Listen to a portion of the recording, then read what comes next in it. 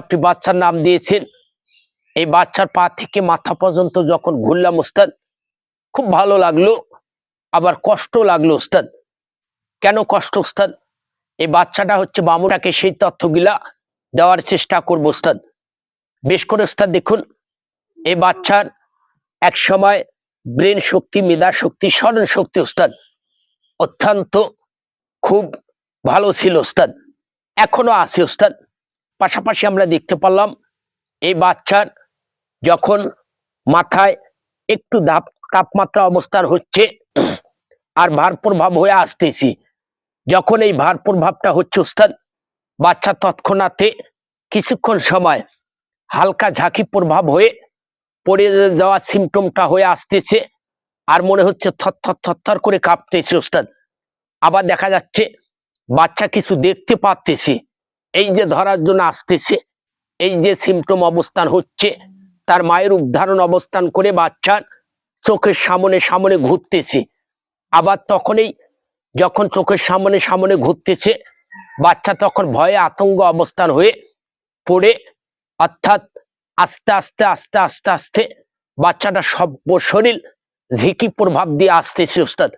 আবার দেখতে পেলাম ওস্তাদ বাচ্চার অর্থখানা জীবনটা কমে আসতেছে, কর্মে দিন যাচ্ছে বাচ্চার চেহারার ফিটনেস প্রভাবটা নষ্ট হয়ে যাচ্ছে, আর বাচ্চা ভয়ে আতঙ্ক অবস্থান হয়ে কান্নায় পরিণত অবস্থান হচ্ছে।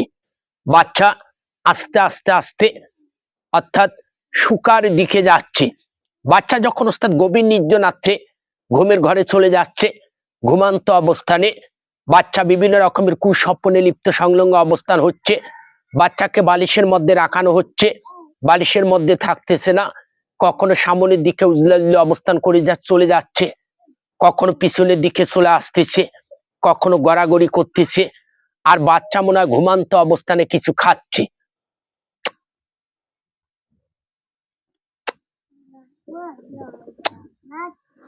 আর অতিরিক্ত জেদ প্রভাবটা হয়ে যাচ্ছে।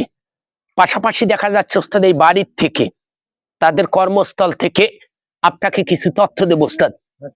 তথ্য হচ্ছে ওস্তাদ, এই বাড়ির থেকে তারা যদি একটা আশঙ্কার করে আমরা বছর একটা ইনকাম সোর্স করে সামনের দিকে আগাবো ওস্তাদ, সামনের দিকে আগার পাশাপাশি তারা একটার পর একটা ক্ষতিগ্রস্ত হচ্ছে, একটার পর একটা অশান্তি অবস্থান হচ্ছে, একটার পর একটা বিঘ্ন ঘটতেছে, একটার পর একটা ক্ষতিগ্রস্ত হচ্ছে, একটার পর একটা অসুস্থ অবস্থান হচ্ছে।